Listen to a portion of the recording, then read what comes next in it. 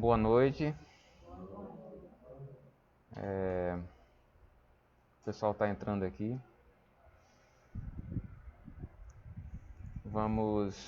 Acho que a gente podia, para iniciar, né? A gente podia. A Tereza entrou aqui. A gente podia fazer uma leiturazinha, né? Vou pegar do vinho de luz aqui mesmo. Boa noite, Tereza, Zuca, a todos que estão entrando. Antes da gente fazer a nossa prece inicial, hoje a gente, primeiro dizer que a gente está transmitindo hoje aqui diretamente do centro, né? É uma reunião presencial e, ao mesmo tempo, transmitida, como está sendo feito nas quintas-feiras, né? Bom, a gente, para iniciar, antes da prece, né, para esperar o pessoal entrar, vamos ler aqui uma mensagem do livro Vinha de Luz, Francisco Cândido Xavier, pelo Espírito Emmanuel. Inverno. Procura vir antes do inverno. Paulo, 2 Timóteo, capítulo 4, versículo 21. Claro que a análise comum deste versículo revelará a prudente recomendação de Paulo de Tarso para que Timóteo não se arriscasse a viajar na estação do frio forte. Na época recuada da epístola, o inverno não oferecia facilidades à navegação. É possível, porém, avançar mais longe, além da letra e acima do problema circunstancial de lugar e tempo. Mobilizemos nossa interpretação espiritual. Quantas almas apenas se recordam da necessidade do encontro com os emissários do Divino Mestre por ocasião do inverno rigoroso do sofrimento?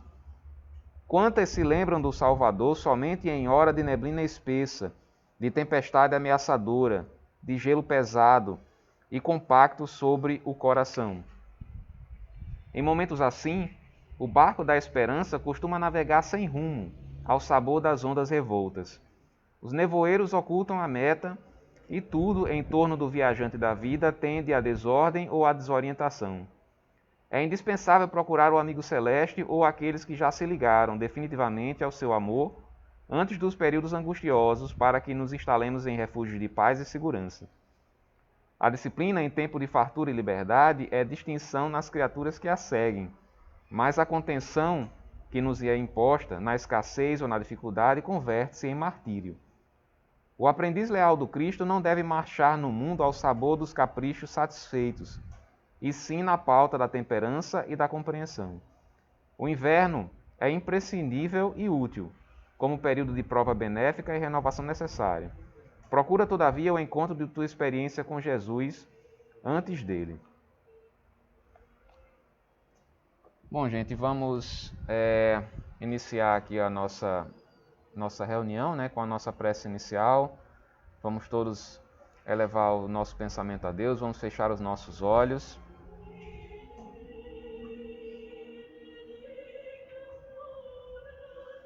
E vamos fazer, para iniciar, a prece de Cáritas. Deus nosso Pai, que sois todo poder e bondade, dai força àquele que passa pela provação, dai a luz àquele que procura a verdade, ponde no coração do homem a compaixão e a caridade. Deus, dai ao viajor a estrela guia, ao aflito a consolação, ao doente o repouso. Pai, dai ao culpado o arrependimento, ao espírito a verdade, à criança o guia, ao órfão o pai.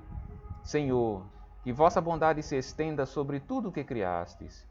Piedade, ó meu Senhor, para aquele que vos não conhece. Esperança para aqueles que sofrem. Que vossa bondade permita aos espíritos consoladores derramarem por toda parte a paz, a esperança e a fé. Deus, um raio, uma faísca do teu amor pode abrasar a terra. Deixar-nos beber das fontes desta bondade fecunda e infinita, e todas as lágrimas secarão, todas as dores acalmar-se-ão. Um só coração, um só pensamento subirá até vós, como um grito de reconhecimento e de amor. Como Moisés sobre a montanha, nós vos esperamos com os braços abertos. Ó poder, ó bondade, ó beleza, ó perfeição. E queremos de alguma forma alcançar a vossa misericórdia. Deus, dai-nos a força de ajudar o progresso a fim de subirmos até vós. Dai-nos a caridade pura, dai-nos a fé e a razão, Dai-nos a simplicidade que fará de nossas almas o espelho, onde se refletirá a vossa sublime e misericordiosa divina imagem. Que assim seja. Com esta prece, Senhor, te pedimos permissão para dar por iniciado o estudo da noite de hoje, com muita paz, com muito amor. Esperamos que possamos absorver, né, os ensinamentos dos maravilhosos livros que nos são passados pela espiritualidade amiga. Bom, vamos continuar hoje, né, com o capítulo 3º, uma parte do capítulo 3º, porque, diferentemente dos dois livros anteriores, os capítulos são mais longos, então ia ficar muito enfadonho se eu fizesse um capítulo inteiro. Então eu estou dividindo os capítulos de forma a que eles fiquem um pouco mais, não dê mais do que 40 minutos, aqui para não ficar tão longo, né? Então, assim, hoje a gente continua com o capítulo 3º do livro Loucura e Obsessão. Nós vimos nos capítulos anteriores, né, tanto na introdução como nos capítulos anteriores, que o livro vai tratar sobre as questões das psicopatologias, né, as doenças mentais, de alguma forma. E o livro não trata de questões técnicas, de medicina, não é esse o ponto. O livro trata sobre a influência espiritual nas doenças da mente, né? As psicopatologias. E nós vimos nos 2 primeiros capítulos que essa visita inicial que é feita pela equipe espiritual aqui do livro se dá em uma casa de culto afro-brasileiro, né? E nós vimos, houve uma descrição, a chegada da equipe lá no local, uma descrição de como era o ambiente, o local, era aquele local bem típico mesmo, né, com muitas imagens, com muitas velas, com as pessoas vestidas com as roupas brancas, com muitos colares, muitos enfeites, né, e foi dito também que a gente devia, de certa forma, nós que estamos aqui por conta da doutrina espírita, estudando a doutrina espírita, que nos dizemos espíritas, deixar de lado os preconceitos em relação às outras religiões, né? Especificamente essa que está sendo narrada no livro, porque o que importa não é a forma como o bem é feito, como a caridade é feita. O que importa é o conteúdo, né? Então, assim, não importa se existem rituais que são considerados antigos ou bárbaros até, né? Costumes que são diferentes ou que são muito antigos. O que importa é o que está sendo feito ali, né? E tudo é válido. E tanto é que nessa casa aqui que o livro narra, existe, comandando os trabalhos, uma entidade de extrema luz, né? Uma entidade extremamente evoluída. E ele explica também que as coisas, as circunstâncias são estabelecidas por Deus, né, para cada necessidade dos seres que procuram, né? Então, por conta dessas circunstâncias, as pessoas que vão lá frequentando esta casa aqui, espiritualista, né, não espírita, porque espiritismo é somente a doutrina dos espíritos revelada a Allan Kardec. Essa casa espiritualista aqui, de culto afro-brasileiro, lá, nessa especificamente aqui, se fazia o bem, né? E todos aqueles rituais, aquelas imagens, aquelas coisas que estavam ali presentes, eram adequadas às necessidades daqueles que frequentavam a casa. Aí eu citei na semana passada e retrasada também a questão, fazendo um paralelo com os discípulos na época do Cristo, né? Não só os discípulos, mas as pessoas que ouviam o Cristo naquela época. O Cristo ele precisou falar por parábolas, que são nada mais nada menos do que pequenas histórias, né, para que as pessoas pudessem entender de acordo com a evolução espiritual e intelectual delas, né? Se Jesus chegasse naquela época e começasse a falar sobre vida em outros planetas, sobre reencarnação de forma muito técnica, muito fria, né, certamente as coisas não iam ser muito bem absorvidas. Então as revelações, as lições, o bem que se faz, ele é adequado a cada criatura. Assim como existem milhares de religiões no mundo, né? todas elas permitidas por Deus, porque tudo é permitido por Deus, se não for permitido por Ele, não acontece. E o bem está sendo feito nessas casas, então o trabalho ali é válido, né? E a grande mensagem, como eu falei, pelo menos do início, a mensagem inicial desse livro, é justamente a gente olhar com os olhos do coração ao invés dos olhos do preconceito, né? Porque ali tem uma imagem, porque ali eles têm uma vela, porque ali eles têm uns tambores, tem uma música mais tribal, aquilo ali é coisa de espíritos inferiores. Nem sempre, né? E esses locais são muito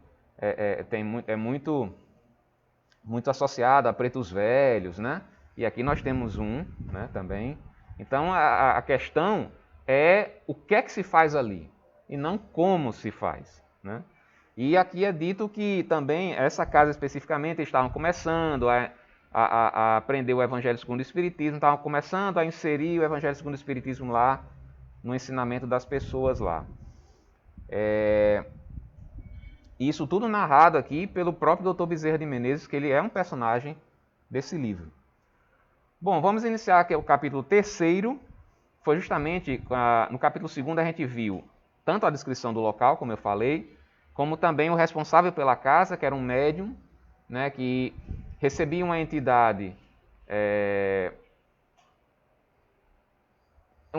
que não era tão assim tão evoluído espiritualmente, mas tinha um desejo enorme de auxiliar aos outros, né? E nós vimos a vida dele também, do médium, que era uma vida muito difícil, e ele tinha problemas de convulsões, problemas mentais, e esses problemas eram causados por entidades que o perseguiam, né, de outras vidas, que ele tinha feito mal e tal. Está tudo no capítulo 2º que a gente viu semana passada.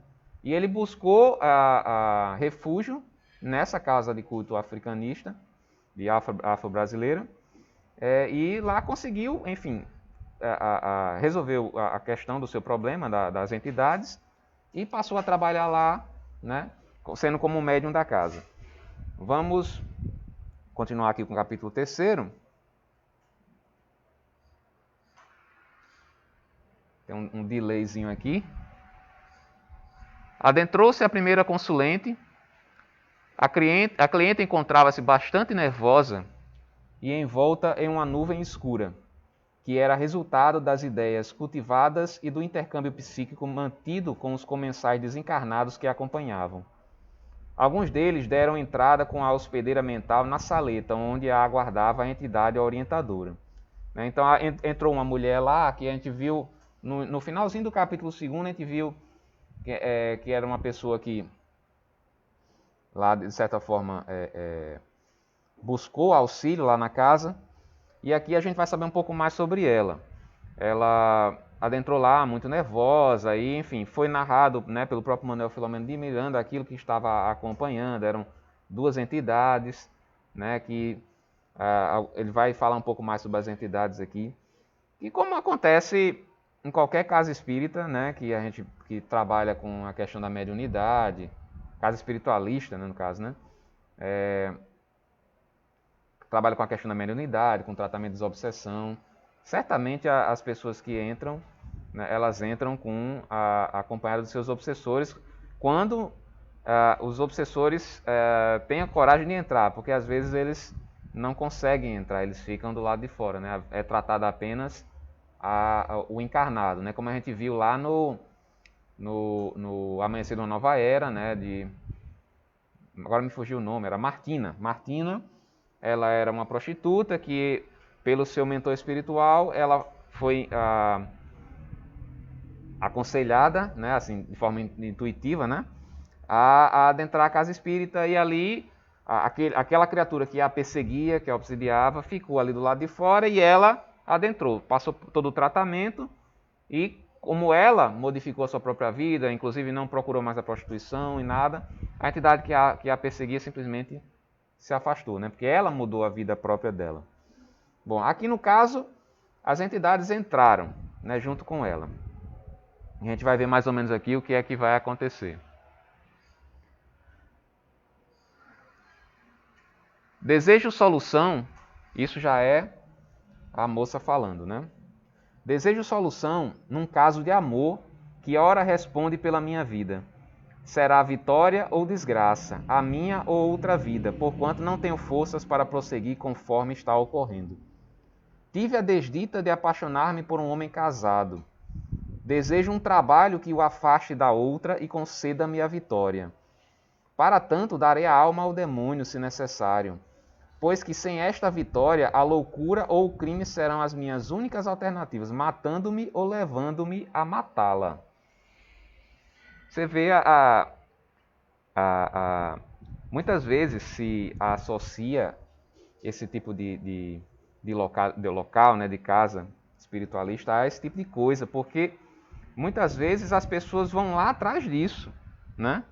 Aí que tá, depende do local, depende da casa. Tem algumas casas que fazem esse tipo de coisa, mas aí não está se tratando desse tipo de casa aqui. O que se está tratando aqui no livro é justamente as casas que têm esse tipo de ritual, né, esse tipo de prática, mas não faz esse tipo de coisa que ela estava querendo aqui, né? E para a gente ver o que tipo de insanidade toma conta das pessoas, né? Para falar algo nesse tipo, né? Pedir algo nesse tipo. Mas isso tem muito das entidades que estão acompanhando, né? As entidades estavam lá, que a gente vai ver mais lá na frente, incutindo na cabeça dela essas coisas, né? E como justamente a falta de vigilância, a falta de oração. Por isso que é tão importante o orar e vigiar, né? Porque qualquer brecha que a gente dá, elas se aproveitam mesmo e a gente começa a pensar coisas, até mesmo os pensamentos negativos mesmo, de que nada vai dar certo, de que as coisas vão enfim, ficar em desgraça, cair em desgraça. Tem a participação das entidades, né? Lá no Livro dos Espíritos diz, né, como é... Se a Herman puder me lembrar o número da pergunta, eu não me lembro o número, me foge agora. Que é quando se pergunta se os espíritos têm influência na vida nossa, né, dos encarnados. Aí ele diz que é tamanha a influência que muitas vezes são os espíritos que dirigem a gente, né? E para a gente ver como num caso desse aqui, que é extremo, né? A pessoa simplesmente se apaixonou por uma pessoa e ela chegou lá de forma a dar tudo, né? Assim, olha, eu precisar me dar a minha alma ao demônio, que é a concepção que essas pessoas têm, né? Ou então, se não der certo, eu me mato ou eu mato a esposa dele, né? É uma questão assim muito complicada, muito difícil, mas que só tem solução a partir da própria pessoa que está sofrendo essa obsessão, né? A partir do momento em que ela toma consciência do absurdo que está fazendo, aí, consequentemente, se tiver, é algo difícil, né? Dependendo do nível da obsessão, né? Mas com a ajuda das casas espíritas, independentemente de ser um centro espírita ou de ser uma casa como essa que está sendo narrada aqui no livro, desde que lá se faça a prática da caridade, né? É difícil, mas é possível, plenamente possível, né? Modificar os nossos hábitos, modificar a nossa forma de pensar. Ora, qualquer ser, se você, porque um pensamento desse não é um pensamento racional, né? E se nós formos parar para pensar de forma racional, mas, poxa, que absurdo. Me apaixonei por uma pessoa e eu quero destruir a vida da minha inimiga, entre aspas, e se eu não conseguir, eu me mato, né? É um negócio muito animalesco, muito selvagem, né? Então, a partir do momento em que a pessoa toma consciência disso, passa a pensar de forma mais fria, mais racional, ela percebe que isso é um absurdo, né? E, consequentemente, ela anula a influência dos espíritos, né? Dos obsessores. Vamos continuar aqui.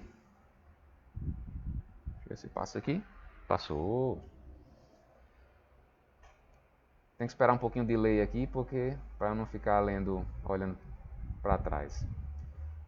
Aturdida na alucinação que cultivava, aquela criatura odiava a mulher honesta, mãe e esposa abnegada, apenas porque não lhe podia perturbar o lar, arrastando o esposo e pai ao adultério a desdita. E cega no propósito doentio, cultivava a ideia do crime em qualquer direção que seguisse. Então, assim, como ele chama bem corretamente aqui, de alucinação. Ela simplesmente odiava uma pessoa que era boa esposa, boa mãe, era uma pessoa voltada para a família dela, né? Amava a família dela, tanto o esposo como os filhos. Era uma pessoa honesta, era uma pessoa abnegada, né? Assim, que de fora, talvez ela tivesse os defeitos dela, obviamente, mas de fora você não poderia, assim, não tinha motivos para cultivar o ódio em relação a ela. Mas o ódio da pessoa aqui vinha por conta de que ela estava casada com alguém que eu queria, que eu quero, né? A que ponto chega o nível de loucura, assim, né? de doença, quando se trata desse tipo de coisa, né? Claro que a gente não pode aqui excluir também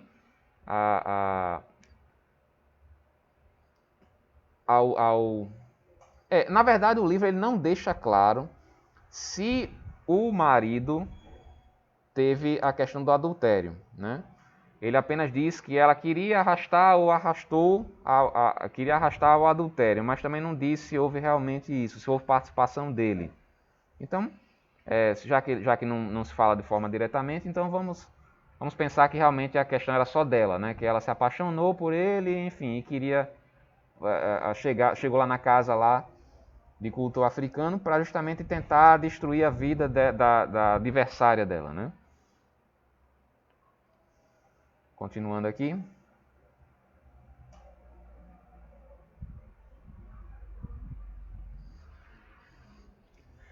Dei-me conta, aí no caso já é Manuel Filomeno de Miranda falando. Dei-me conta que dois seres perversos lhe dominavam o comportamento quase por inteiro. Um deles, de aspecto repelente pela vulgaridade em que se apresentava, excitava-lhe o desejo, comprimindo-lhe habilmente certa região do aparelho genésico, enquanto o outro lhe transmitia clichês mentais, muito bem elaborados, em que ela se via nos braços do eleito, sendo expulsa pela esposa que lhe surgia bruscamente, interrompendo o idílio licencioso. Olha só a habilidade dos espíritos, das entidades. Um deles incutia nela o desejo sexual. E o outro colocava na cabeça dela uma historinha, como se ela estivesse junto com o amado dela e a esposa chegasse e expulsasse ela de lá. Uma coisa que nunca aconteceu, mas na cabeça dela aquela história ficava ali revolvendo por conta da entidade que estava lá, botando aquilo na cabeça. Aí onde se explica o ódio que ela tinha pela esposa do rapaz, né?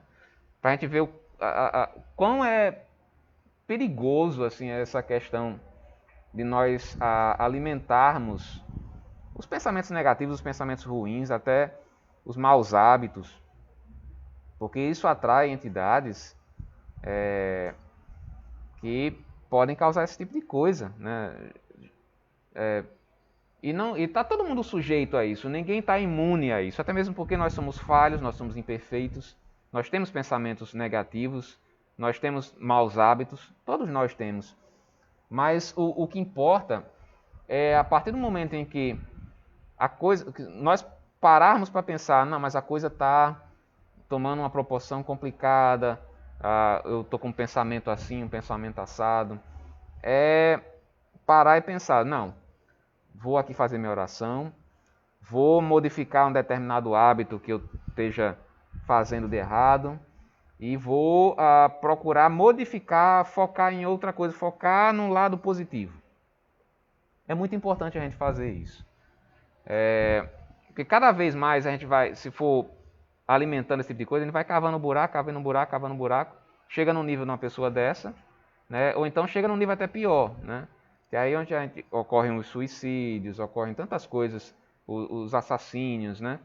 Tanta coisa, assassinatos que ocorrem por questões também de obsessão, né? Ivone do Amaral Pereira, né? Ela foi uma médium muito fantástica, assim, ela tem vários livros fantásticos. Na trilogia Nas Voragens do Pecado, no terceiro livro, que é O Drama da Bretanha, o final do livro não sei se eu devo contar, mas, enfim. Mas, enfim, a história do livro é maravilhosa, o final não faz muita diferença. Ela basicamente, os 3 livros contando uma vida dela passada. E no final do terceiro livro, ela se joga num penhasco. E a gente descobre que havia um obsessor ali com ela, incutindo aquilo na cabeça dela até ela se matar, né? Aí onde tem uma questão atenuante aí, porque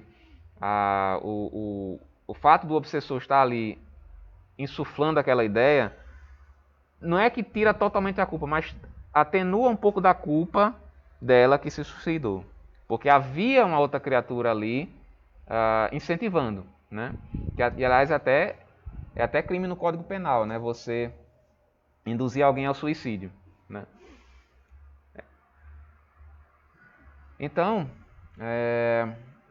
como eu estava dizendo aqui, as 2 entidades a atacavam de uma forma terrível, né? E que ela não conseguia se dar conta, ela já estava num nível já de alucinação.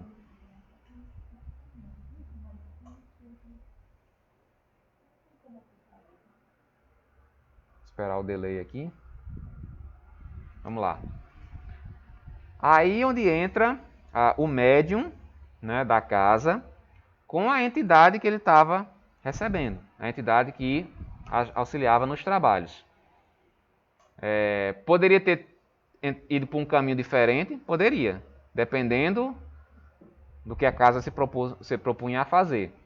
Mas no caso dessa casa específica aqui, a entidade falou no seu linguajar próprio, ou seja, uma linguagem mais simples, mais grosseira de certa forma, né? Diretamente para a mulher. O seu problema tem solução fácil, que está em você mesma. Não é a esposa do seu namorado um rival de sua pessoa. Namorada, então, acho que tem uma participaçãozinha do marido dela, né? Da outra. Não é a esposa do seu namorado uma rival de sua pessoa antes. Antes, você é a serpente que lhe ronda o ninho, preparando-se para destruí-lo. Não é ela que lhe causa problemas, é você que está causando problema a ela e à família dela. O homem honesto que não a ama age bem e merece respeito, não sujeição psíquica ou constrição perturbadora a fim de atender-lhe a um capricho de mulher alucinada que perdeu o rumo. Ou seja, não é esse caminho, você querer fazer um trabalho para destruir a família lá e querer que ele venha para o seu... Né? Oi?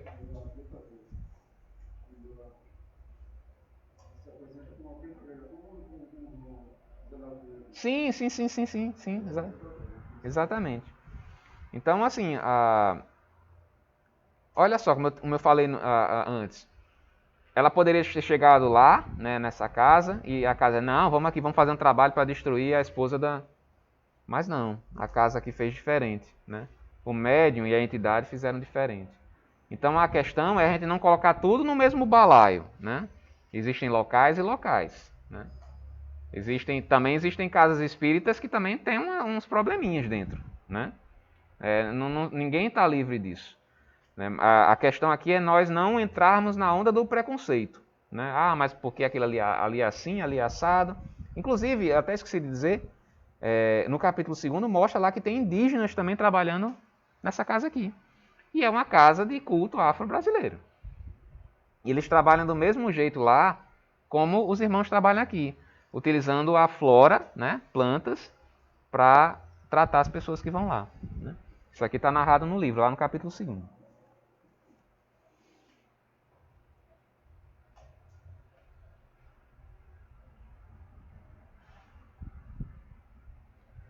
O mal, continua a entidade, né? O mal que pretende contra essa família não a atingirá, não vai atingir a família, porquanto as suas vítimas em potencial estão ligadas ao bem. Possuem o hábito salutar da prece, que as resguarda das perturbações nefastas. São cumpridoras dos deveres que abraçam, vibrando emocionalmente em faixa superior, que as protege das agressões selvagens que você lhe desfere através dos petardos venenosos do ódio. Nenhum trabalho maléfico afetará a estrutura doméstica dessas criaturas, porque a sombra não afugenta a luz. Aí eu coloquei uma imagenzinha aí, ó. A moça está protegida por uma aura, né? E as entidades tentando atingir, mas não conseguem, né? Então, assim, o conselho aqui é bem claro, né? As pessoas podem destilar o seu ódio em relação a gente, emitir energias deletérias em relação a gente, elas podem. É um livre-arbítrio delas. Mas se essas energias vão atingir a nós, aí a escolha é nossa, né? Se nós, como ele diz aqui, se nós temos o hábito da prece, somos cumpridores dos nossos deveres, nós vibramos em faixa superior de pensamento, né? Tudo isso vai nos proteger da maldade alheia. Como diz Divaldo numa mensagem, da maldade, do petardo da maldade alheia. Aliás, é a mesma frase que ele utiliza aqui. Que é uma mensagem de Amélia Rodrigues. É simplesmente, trocando em miúdos, é o orai e vigiai. O orai, todos nós sabemos, né? E como eu expliquei na quinta-feira, orar é diferente de fazer uma prece, né? A prece é quando você se liga diretamente mesmo ao Criador através de uma corrente fluídica pelo seu pensamento. Você está ali falando aquelas palavras, mas o pensamento está em Deus. Isso é fazer uma prece. Agora, a oração ela pode também ser uma prece, mas às vezes não é. Que é quando nós simplesmente falamos, cantarolamos palavras e o pensamento está distante, está em outra coisa. O que é que eu vou fazer mais depois? O que é que eu vou fazer amanhã? O irmão fala muito isso aqui, né? Então, assim, toda prece é uma oração, mas nem toda oração é uma prece. Então, é o orai e o vigiai. Que é o vigiai? Pensamentos, palavras e ações. A gente tem que controlar isso com mão de ferro. Os nossos pensamentos, as nossas palavras e as nossas ações. Ninguém é perfeito, nós cometemos erros e muitos diariamente, mas como está lá no Evangelho segundo o Espiritismo, o verdadeiro espírita, o verdadeiro cristão, não é o ser perfeito, né? Porque aqui nessa faixa de vibração que a gente está aqui, ninguém é. Mas aquele que se esforça para dominar os seus defeitos, as suas deformidades morais, as suas más inclinações. Então, o mérito está no esforço. Então, é no vigiai. Eu estou com um pensamento mais ou menos negativo. Vamos focar em outra coisa. Eu falei algo que não deveria, né? Pedir desculpa, tentar resolver de alguma forma, né? E as ações, né? Se fez algo que prejudicou o outro, tentar reparar imediatamente, né? E não ficar com aquele sentimento de culpa, que Joana de Ângeles fala muito isso. Não adianta você, eu fiz mal para fulano, e você fica com aquele remorso, né? O remorso. Joana de Ângeles é muito direta, o remorso não vai valer de nada. Não vai valer de nada. O que vai valer é você chegar e tentar consertar aquele errado que você fez. O sentimento de culpa simplesmente vai lhe deixar parado, vai deixar você estacionado. O que vai fazer você andar para frente é você tentar reparar o erro que você cometeu, né? Se surgir a oportunidade, porque muitas vezes não surge, né? Às vezes, dependendo da pessoa que você está tratando, você não consegue, né? Nem se aproximar. Mas, pelo menos, o esforço é necessário, o esforço para reparar os erros. E interessante aqui, né? Como ele fala no final, a sombra não afugenta a luz. Não adianta uma sala toda iluminada, com um exemplo bem material, porque tem uma sombra aqui, né? Essa sombra não vai apagar a luz, né? A luz vai continuar lá brilhando.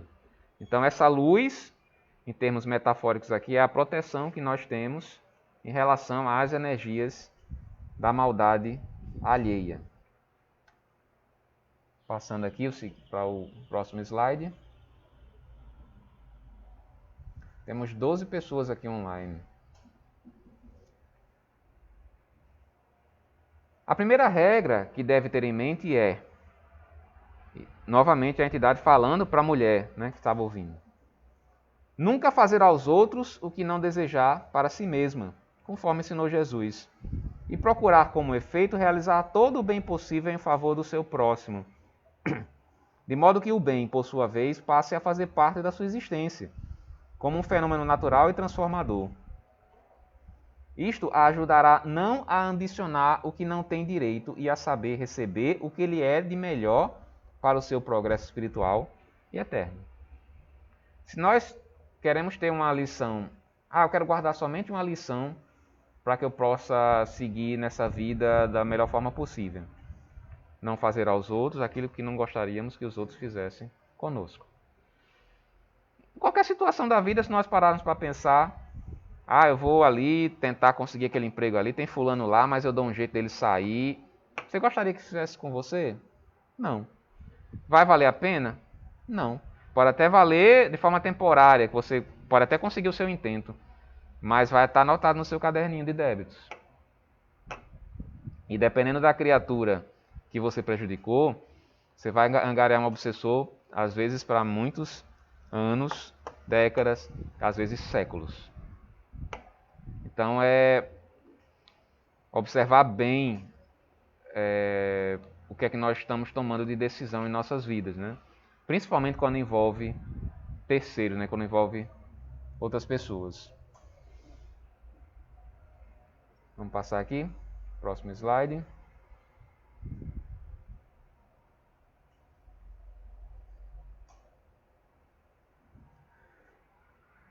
Em uma ação totalmente inusitada para mim, as elucidações apresentadas, apesar da linguagem forte, né, que ele disse que era uma linguagem mais grosseira, mas estavam perfeitamente concordes os códigos da doutrina espírita e seguiam a linha do pensamento evangélico, estabelecendo uma psicoterapia de alto valor para a enferma que ouvira com atenção todo o enunciado.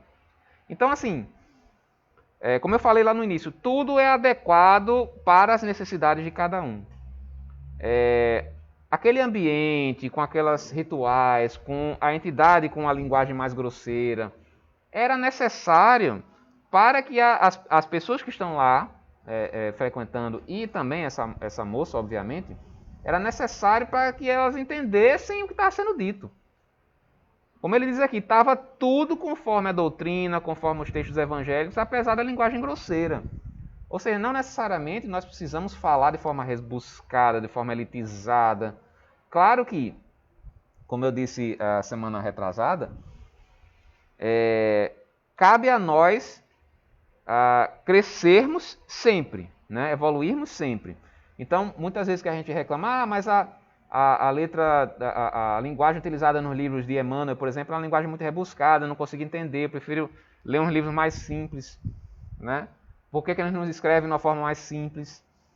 Bom, você pode até começar com algo mais simples, mas é responsabilidade sua crescer até chegar a um livro de linguagem rebuscada como o de Victor Hugo, por exemplo, da Medium.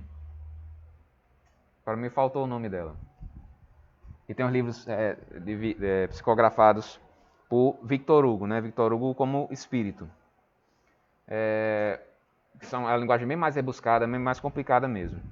Mas aí cabe a nós chegarmos até esse nível. Mas aí, para essas pessoas que estavam aqui frequentando, havia necessidade de toda essa ambientação, de toda essa linguagem forte do espírito, para que elas pudessem passar a mensagem. A mensagem foi passada.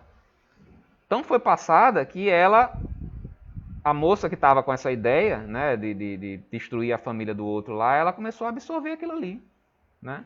Era uma linguagem mais direta, mais forte, que às vezes tem pessoas que entendem basicamente mais essa coisa mais objetiva. Não adianta você filosofar muito e às vezes a pessoa não consegue absorver.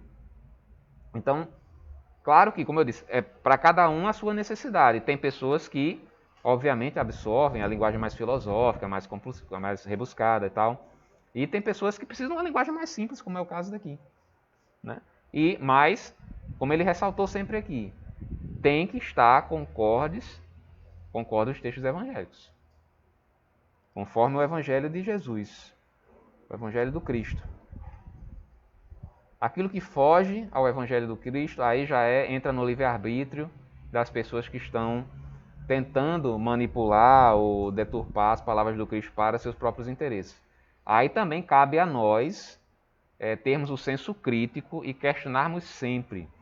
Né? Muitas vezes a gente recebe mensagens pelo WhatsApp. Psicografia de Chico Xavier. Né? Aí você vai ler, você percebe lá no meio que tem umas coisinhas diferentes, uns textos meio assim, que querem aterrorizar, ou então informações muito diretas, muito específicas, que a gente não vê isso nas mensagens dos espíritos mais de luz, né? Então a gente tem que também ter esse filtro, né? Cabe a nós esse filtro. Transfiramos a questão para a área espiritual, né? Tudo que foi feito ali, né? De prático ali naquele local. Discute-se muito e realiza-se pouco. A citação é para ilustrar que, enquanto muitos discutem como distribuir víveres, né? Como distribuir alimentos, em banquetes faustosos, numa época de fome, milhares morrem por total escassez de alimentos.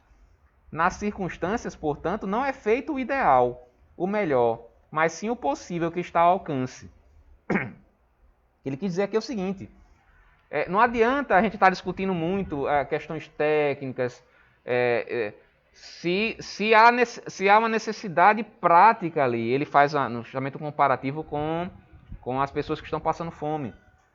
Bezerra de Menezes, que é o próprio que está falando aqui, ele diz: quando a caridade é muito discutida, o socorro chega tarde. Então, no caso aqui, para que evitasse um mal maior, né, principalmente dessa criatura que estava com essa ideia terrível, né, ela precisou entrar naquela casa de culto afro-brasileiro, ouvir aquelas palavras mais fortes, ver aquela beatação, para justamente sair daquele pensamento. Então, a necessidade dela era aquilo ali. Né? Então, já pensou se ela fosse para um local em que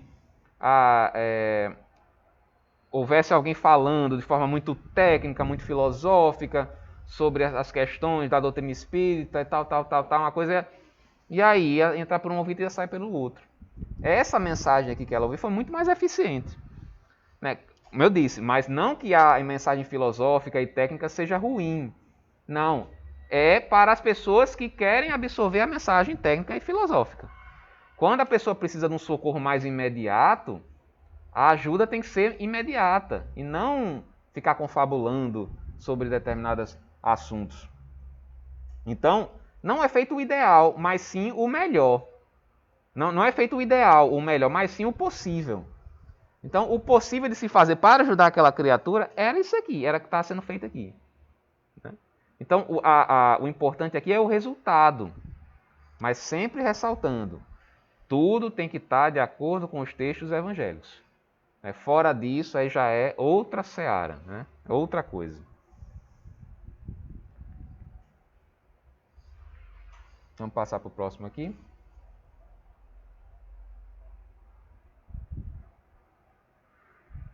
E quanto aos banhos e beberagens, né? Pergunta Manuel Filomeno de Miranda.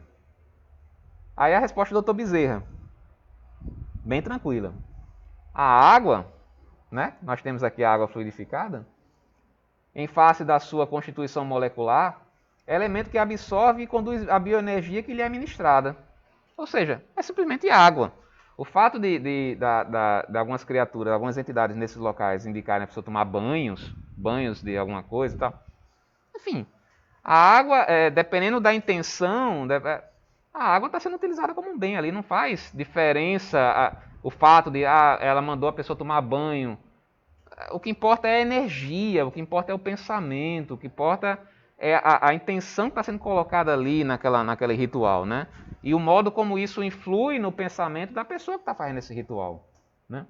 E no que tange às beberagens, aqui no caso ele sai um pouco pela tangente, porque ele não fala sobre a questão da bebida alcoólica. Ele fala de beberagem tipo de plantas, né? Alguma coisa tipo chás ou alguma coisa assim. Né? Algumas destituídas dos cuidados que requer qualquer produto para ser ingerido, não podemos ignorar o valor da fitoterapia, de resultados excelentes em inúmeros problemas de saúde. Então, a questão do Dr. Bezerra aqui é que ele viu o lado positivo das coisas. E a gente tem a obrigação, na verdade, de enxergar o lado positivo das coisas.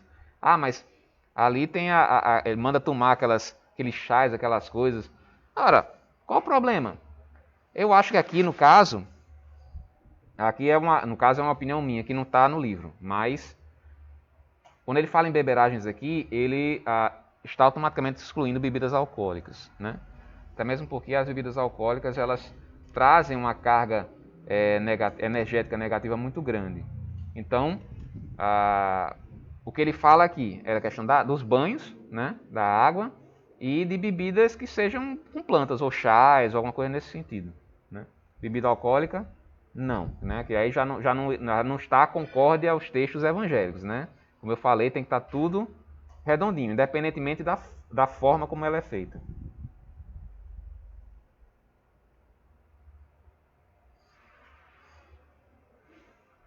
E o nosso último slide aqui. Notei que após a advertência severa, né, ela precisou ouvir aquilo ali de forma bem forte, a benfeitora acenara com boa dose de psicologia humana a perspectiva de um lar risonho e sem atropelos afetivos para a necessitada, que mais fixou essa esperança que agora acalentaria, liberando-se vagarosamente da paixão mórbida.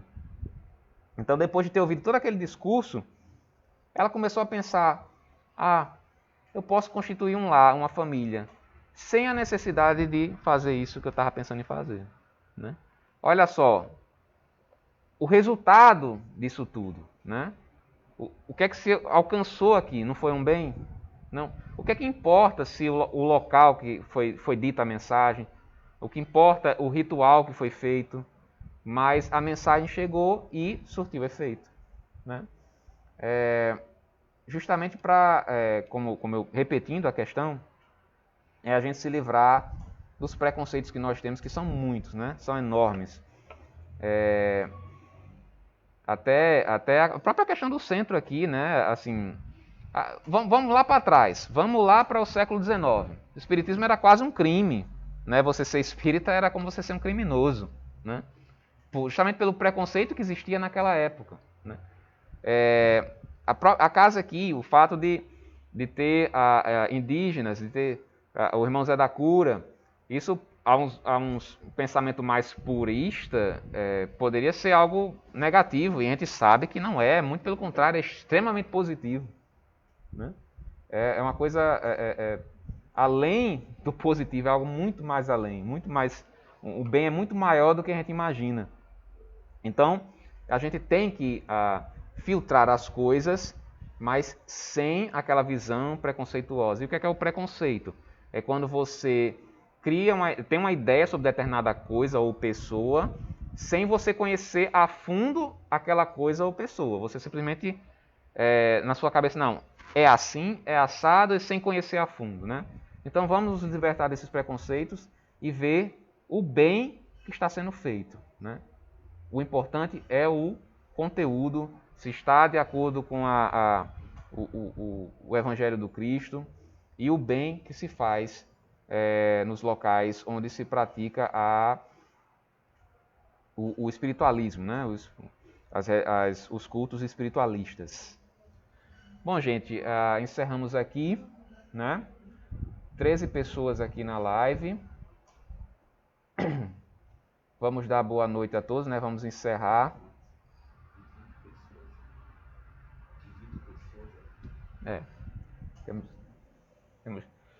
Temos hoje, né? Foi uma novidade, nós transmitimos aqui diretamente do centro aqui. Nós vamos encerrar, vamos dar boa noite a todos aqui. E vamos fazer a nossa prece, né? De encerramento aqui da live, né? Do estudo online.